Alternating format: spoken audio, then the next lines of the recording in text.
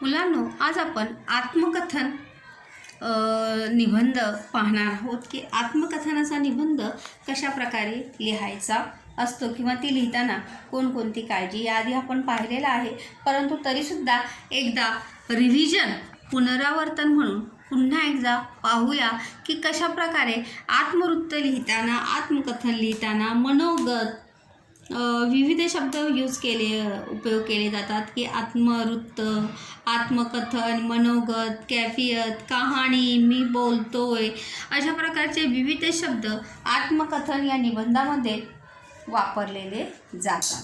तर आज आपण आत्मकथन निबंध कसा लिहायचा तो पुन्हा एकदा पाहणार आहोत. आत्मकथन म्हणजे स्वतःच्या आयुष्याविषयी स्वतः सांगितलेली माहिती किंवा वृत्तांत होय. आत्मकथन म्हणजे स्वतःविषयी आपण सांगतो, दुसऱ्याविषयी सांगत नाही.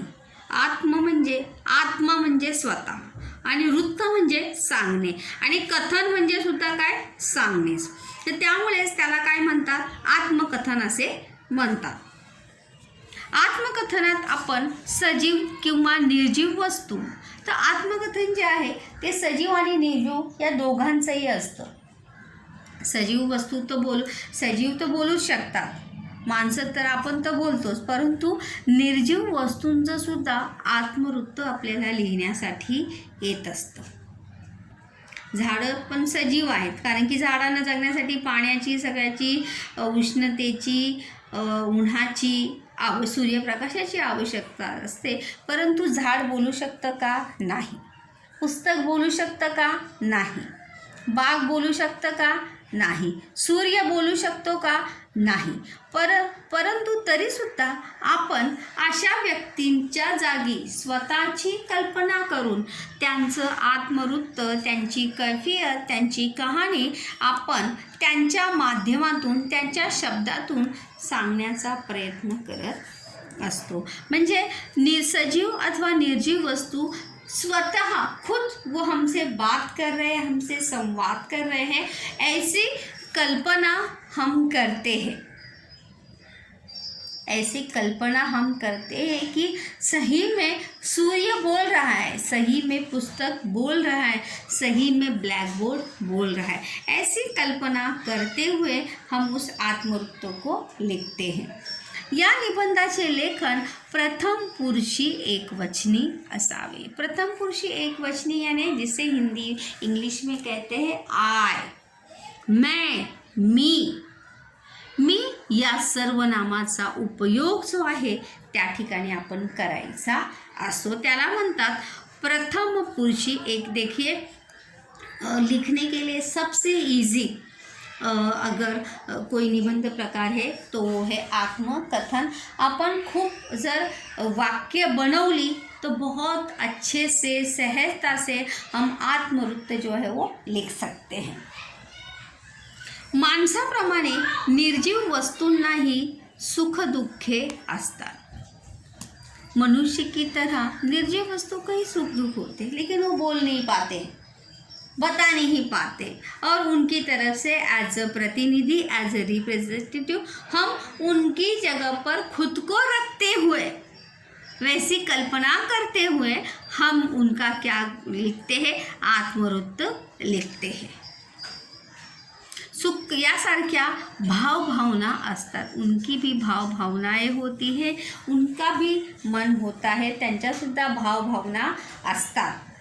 अशी कल्पना करून आपण आत्मकथन करत असतो.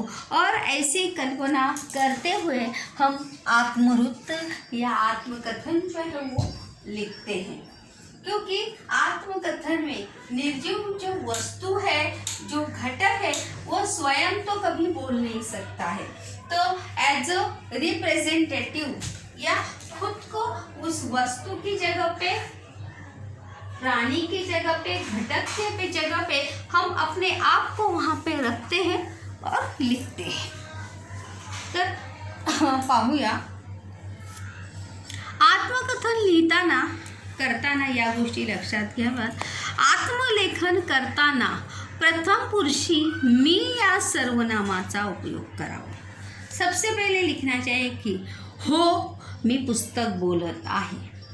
एकदम सीधी सुरुवात करिए. अगर आपको नहीं आ रहा है दूसरा तर सीधी सुरुवात करिए.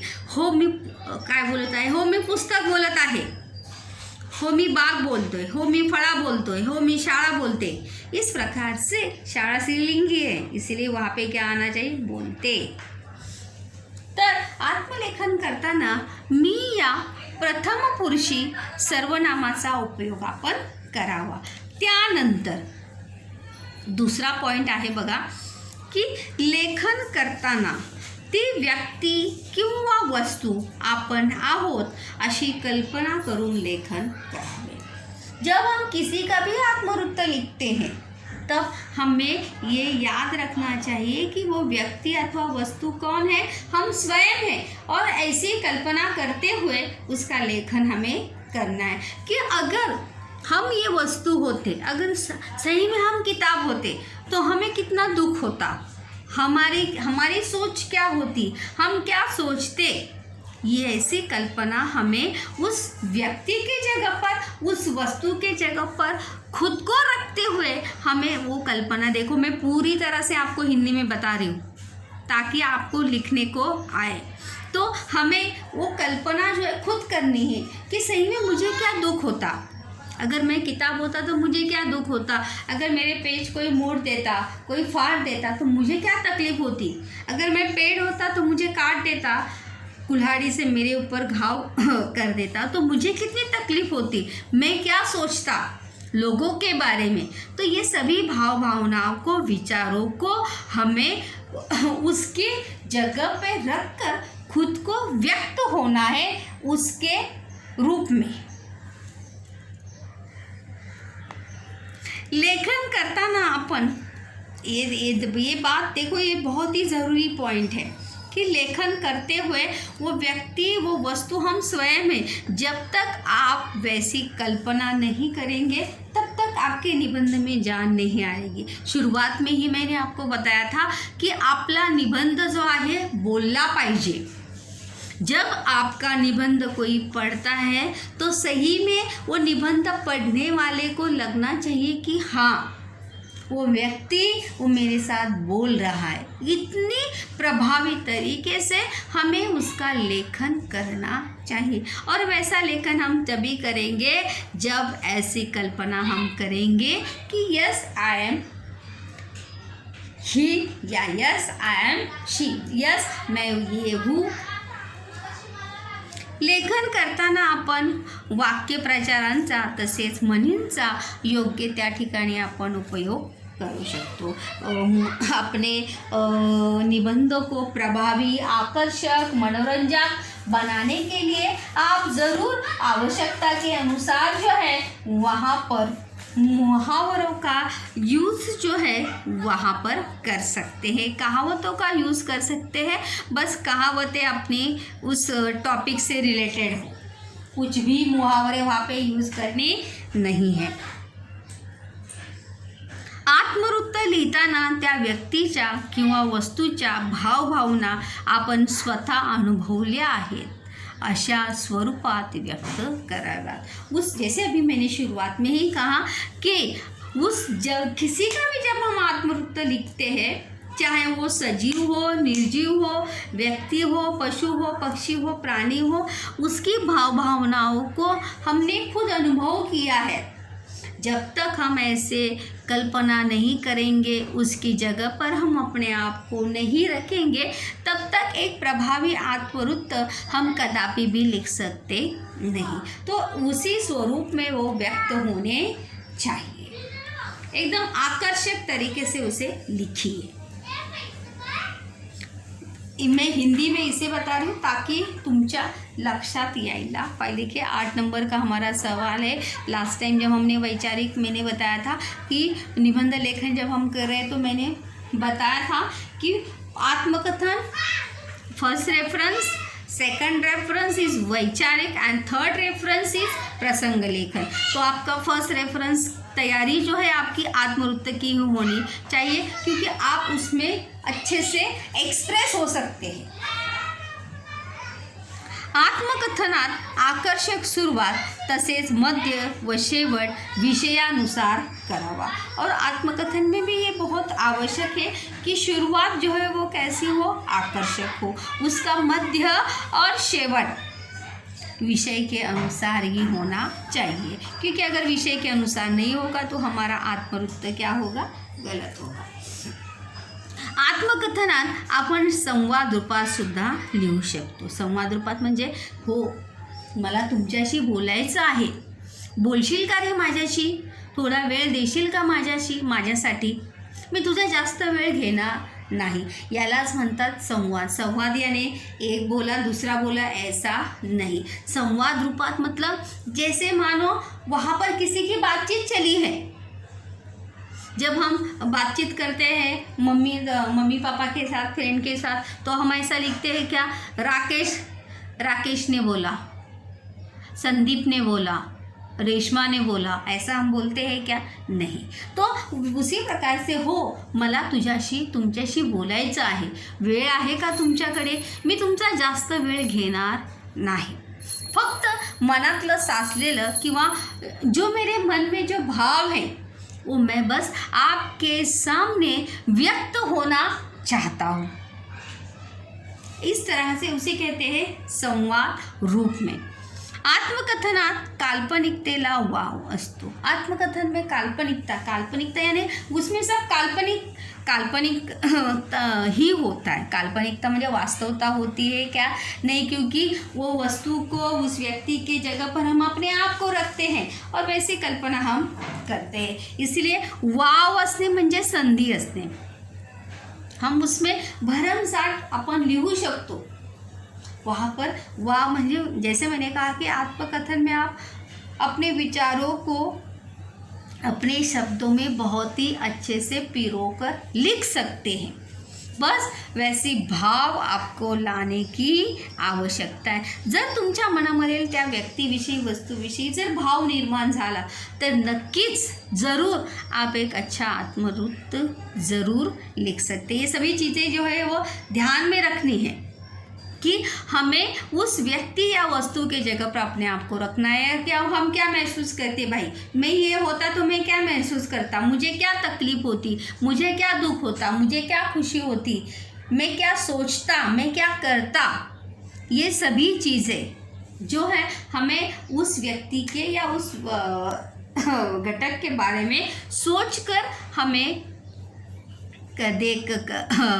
देखनी है और फिर उसको करना है। आज आपण आपली एक स्थूल वाचन आहे बघा, आपलं सूर्य जाता असताना, हे आपलं स्थूल वाचन आहे। तर जैसे कि मैंने कहा कि हमें लेसन के आधार पर ही हमें लिखने को आता है, निबंध विषय वैसे ही होते हैं। तो सूर्याचा आत्मवृत्त आपल्याला लिहायचं आहे, हे पॉईंट आपल्याला दिलेले आहे।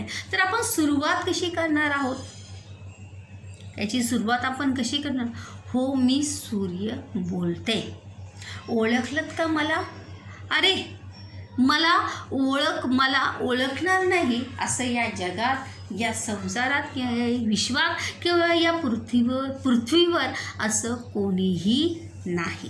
त्यामुळे माझी ओळख करून देण्याची मला गरजच नाही।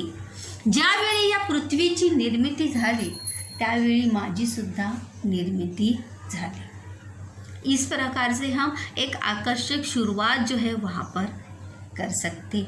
सूर्य नावाप्रमाणेच मी माझ्या नावातच काय आहे, तेज आहे, काय आहे, माझ्या नावातच तेज आहे। पण तरीसुद्धा मला तुमच्याशी किंवा तुझ्याशी बोलायचं आहे, ऐकशील ना, मी फार वेळ तुझा घेणार नाही, कारण की मला माहिती आहे जसा मी पुढे जातो तसा वेळही पुढे जातो आणि तुम्ही माणसंसुद्धा वेळेच्या पाठीमागे काय होत असतात, धावत असतात। त्यामुळे इसलिए मैं तुम्हारा ज़्यादा समय जो है वो लूँगा नहीं। क्योंकि समय तो मेरे साथ चलता है, घड़ी जो है वो मेरे साथ चलती है।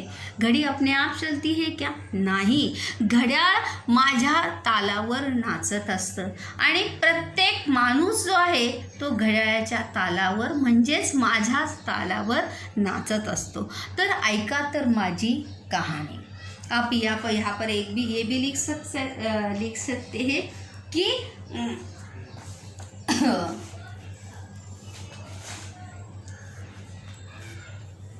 दुःखाने, आता दुःखाने तर भरलेली याची कहाणी नाही आहे। दुःखाने भरलेली आहे का? नाही। पराक्रमाने, अभिमानाने भरलेली आहे माझी कहाणी। अभिमानाने भरलेली आहे माझी कहाणी। ऐकाल तर डोळ्यात येणार नाही पाणी। अभिमानाने भरलेली आहे माझी कहाणी। ऐकाल तर डोळ्यात येणार नाही पाणी। तर जगण्याची प्रेरणा मिळा तुम्हाला। तर बघा हे पॉइंट आहे, ये शुरुआत हो गई उसकी। तर कार्य, सूर्याचं काय काय काय काय कार्य असतं? उगवणे आणि मावळणे। मी तुम्हाला उठवतो सुद्धा, माझ्यापासून तुमची सुरुवात होते आणि माझ्यापासून तुमचा शेवट म्हणजे माझ्यापासून दिवसाची सुरुवात होते आणि माझ्यापासून दिवसाचा अंत किंवा शेवटसुद्धा होतो। म्हणजे सूर्योदय आणि सूर्यास्त यानुसार आपला दिनक्रम जो आहे तो ठरत असतो। माझं कार्य काय आहे? सूर्याचं कार्य काय आहे? माझं कार्य काय आहे की सूर्यप्रकाश देणे, प्रत्येक सजीवाला प्रकाश देणे हे माझं काय आहे? कार्य आहे। आणि ते न चुकता मतलब बिना रुके, बिना थके, बिना थके मैं अनगिनत सालों से ये मैं करते आ रहा हूँ। म्हणजे मोजूही शकणार नाही इतक्या तपापासून मी माझी सेवा सजीवांना किंवा माणसांना, प्रत्येकाला मी माझी सेवा देत असे। माझं कार्य जे आहे ते लोकांना फार थोडं वाटतं, अरे सूर्य उगवतो आणि सूर्य मावळतो, इतकंच तर त्याचं कार्य आहे। पण त्या कार्याची किंमत जी आहे ती माणसाला कळत नाही। पण ती कळेल जेव्हा कळेल की ती किंमत जी आहे माणसाला कळली पाहिजे। हे सूर्याचं कार्य, सूर्यप्रकाशामुळे काय काय आपल्याला फायदा होतो? सूर्यप्रकाश जो आहे माणसांसाठी, सूर्यप्रकाशामुळे, सूर्याच्या उन्हामुळे आपल्याला जीवनसत्व डी मिळतं। तर हे सर्व कार्य आपण त्यामध्ये देऊ शकतो। महत्त्व काय आहे सूर्याचं? आपल्या जीवनामध्ये काय महत्त्व आहे? फार महत्त्वाचं स्थान आहे सूर्याचं आपल्या।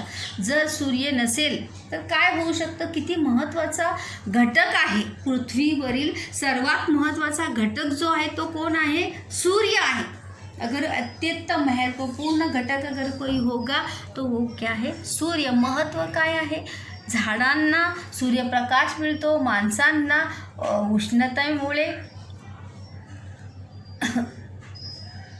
असे विविध प्रकारचं महत्त्व जे आहे ते सूर्याचं आहे।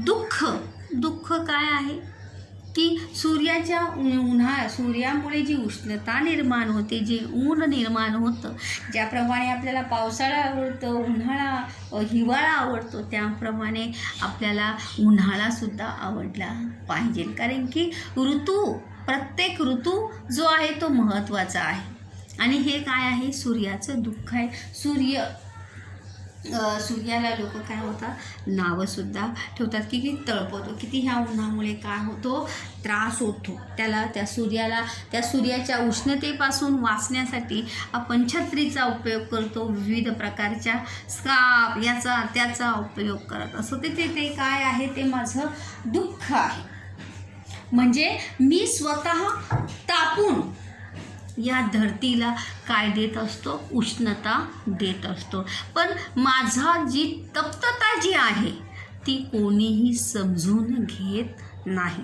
की ज्यावेळी मी तापतो, ज्यावेळी आपल्याला ताप वगैरे येते त्यावेळी आपल्याला त्रास होतो की नाही, तर ते सुद्धा ते काय आहे? त्याचं दुःख आहे की माझं तप्त झालेलं शरीर किंवा त्या तप्ततेमुळे, त्या उष्णतेमुळे मला किती त्रास होत असेल हे कोणीही जाणून घेत नाही, समजून घेत नाही। हे माझं दुःख आहे। भले म्हणजे आपण माणूस कितीही वाजता उठला तरी चालतं, परंतु मला तर माझ्या वेळेवरच सूर्य उठावं लागतं आणि माझ्या वेळेवरच मला उगवावं लागतं आणि वेळेवरच मला माळवावं लागतं. माळवणे म्हणजे सूर्योदय सूर्यास्त जो आहे तो वेळेवरच व्हावा लागतो. म्हणजे कोणत्याही परिस्थितीत मला थांबवून चालणार नाही. अनुपस्थितीचे धोके. अनुपस्थिती म्हणजे विचार करा, जर सूर्यच नसेल तर, अनुपस्थिती म्हणजे सूर्य नसेल तर धोके आणि खतरा. काय धोका होणार? सगळीकडे काय होणार आहे? अंधारच अंधार होणार आहे. आपल्याला प्रत्येक वेळी कशाची आवश्यकता वाटणार आहे? लाईटीची आवश्यकता वाटणार आहे. आपण म्हणजे दिवसा रात्र आपण सतत काय लावून ठेवणार आहोत? लाईट लावून ठेवणार आहोत. त्याच प्रकारे ज्या म्हणजे शेतीसाठी, झाडांसाठी, पिकासाठी ज्याप्रमाणे पाण्याची आवश्यकता असते त्याचप्रमाणे सूर्यप्रकाशाची ही आवश्यकता असते. फक्त पाण्यावर झाडं जगू शकत नाही, त्याला सूर्यप्रकाशाचीही सुद्धा आवश्यकता असते. तर हे अनुपस्थितीचे काय आहेत? सूर्याचे धोके. जर सूर्य नसतात तर हे सगळे धोके जे आहेत, सगळीकडे अंधार असेल, अंधकार माजेल, अंधाराचा गैरफायदा घेणाऱ्या लोकांची संख्या वाढेल, असे विविध आपण लिहू शकतो. त्यानंतर शेवट आपण हा झाला मध्य. शेवट याचा आपण कशा प्रकारे करू शकतो? खूप मला बरं वाटलं तुझ्याशी बोलून, कारण की जोपर्यंत ही पृथ्वी आहे तोपर्यंत माझं अस्तित्व टिकून राहणार आहे आणि मी अहोरात्र लोकांच्या सेवेत तत्पर असणार आहे. कारण की तुम्ही थांबलात तरी चालेल, पण मला थांबवून चालणार नाही. चल तर येतो मी, कारण की माझी मावळण्याची वेळ झाली आहे.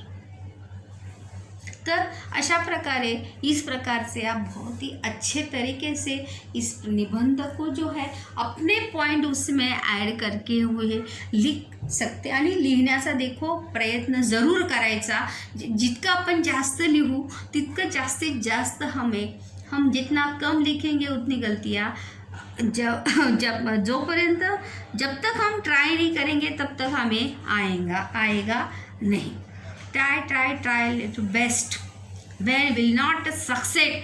जब तक हम अगर ये घबरा के अरे निबंध मला लिखताच येना नहीं, निबंध में लिख ही नहीं सकता, कितना बड़ा होता है, कितना लिखना होता है, अगर ऐसा सोचेंगे तो हमें कभी भी आएगा नहीं. क्यों? सूर्य के बारे में हमें पता नहीं है क्या? काय सूर्याचं कार्य काय असतं, सूर्याचं महत्त्व काय असतं. दुःख, जर आपण सूर्य असतो तर आपल्याला काय दुःख झालं असतं? दिवसभर कडक उन्हामध्ये त्या सूर्याला काय करावं, त्याची उष्णता त्याला स्वतःला सहन करावी लागते आणि तो स्वतः ती उष्णता सहन करून सगळीकडे काय देत असतो? उजेड देत असतो. पण ते दुःख त्याचं आपण व्यक्त करू शकतो. होप सो आप ये पॉइंट अच्छे से समझ कर एक अच्छा निबंध जो है ज़रूर लिखेंगे, ऐसी मुझे आशा आहे की तुम्ही बघा आपल्या या कवितेवर स्थूल वाचनावर आधारित हा निबंध आहे, त्यामुळे खूप चांगल्या प्रकारे लिहिण्याचा प्रयत्न करायचा आहे. हो, मी सूर्य बोलतोय, मी माझी ओळख करून देणार नाही, कारण की माझी ओळख करून देण्याची गरज नाही, कारण माझं अस्तित्व जे आहे ते काय आहे? अमर आहे. जेव्हा या पृथ्वीची निर्मिती झाली तेव्हा माझी निर्मिती झाली. त्यामुळे माझी ओळख करून देण्याची, कारण की माझ्यामुळे तुमची ओळख आहे, तुमच्यामुळे माझी ओळख नाही. परंतु तरीसुद्धा प्रत्येकाला बोलावंसं वाटतं ना, म्हणून मलासुद्धा तुमच्याशी बोलायचं आहे. इस प्रकार से और अच्छी तरीके से आप शुरुआत इसकी कर सकते हैं.